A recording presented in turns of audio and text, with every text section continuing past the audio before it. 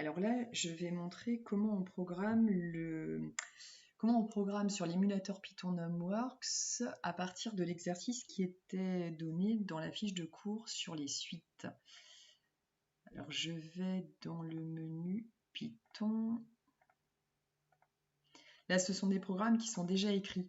Quand on passe par l'émulateur en ligne, comme ici, ça a un avantage, c'est qu'on peut taper sur le clavier. Ça a un inconvénient, c'est que le programme va être automatiquement effacé. Donc ça veut dire qu'il faut garder en tête quand même, pour pouvoir comprendre ce type de programme sur Python, il faut garder en tête une structure qui est assez classique. Donc nous, on va aller écrire un programme. Là, vous pouvez donner un nom, donc suite. Et là, on va le taper. Donc, tout est déjà écrit pour vous. Alors à partir d'un clavier, c'est beaucoup plus simple. Soyez attentifs aux mots, à l'orthographe et aux deux points. Donc on définit une liste dont le premier terme est 0. Alors que je ne me trompe pas avec un égal. Ensuite, for i in range 1,n, on n'oublie pas les parenthèses et les deux points.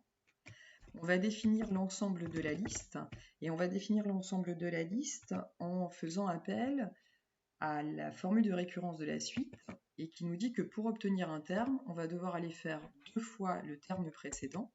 Alors le terme précédent ici de la liste va s'appeler li-1, auquel on va ajouter 1.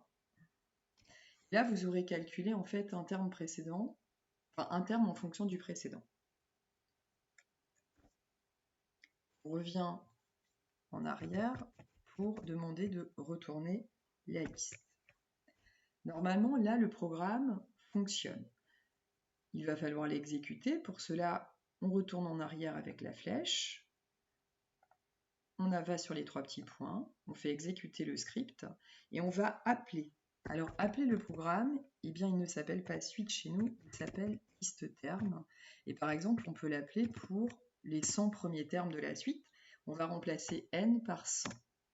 Et en remplaçant n par 100, on a tous les termes de la suite, en tout cas les 100 premiers termes plutôt de la suite qui commencent à 0 pour finir jusqu'à beaucoup plus loin.